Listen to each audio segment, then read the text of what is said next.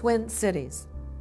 It was the river that made them two, the mills on one side, the cathedral on the other. We watched its swift currents. If we stared long enough, maybe it would stop cold and let us skate across to the other side. I love to teach. I feel like the creative energy that flows when one writes is similar to the energy that one feels when one teaches. I think that that is something that it's the syndrome of what we call it really happened that way, or real life. And poems don't have to deal with real life. Poems are art.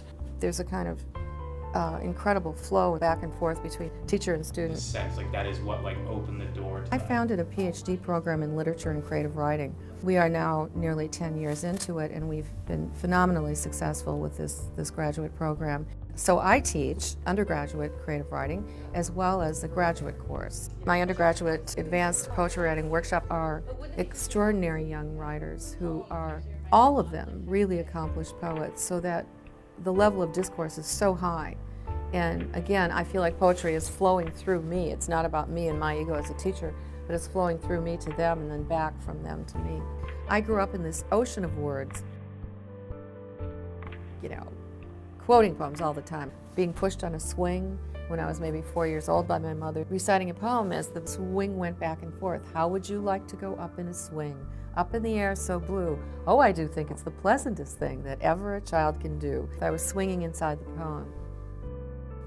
Poetry was part of every aspect of my life. I instituted something called the Magic Poetry Bus, because part of being Poet Laureate is that one has to have a statewide project. And the Magic Poetry Bus is not a real bus, though I wish it were, but it's a virtual bus. We have partnered with Get Lit, which is a teen literacy organization. The back, the yoke, the yardage. The poets involved in the Get Lit players memorize poems. As if you were helping them up into a streetcar and not eternity.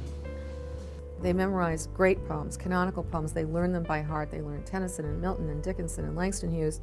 And then they recite these poems, and then they respond to those poems with some of their own work. This is my letter of apology to the baby supporting the rock to my addiction. The Pope to my, this definitely ain't fiction, as much as I would like it to be, but child. We must know how to write. This is at the core of our understanding of what education is. It's a great profession, and there is a way to make it successful in the most important ways of becoming a human being who can express oneself.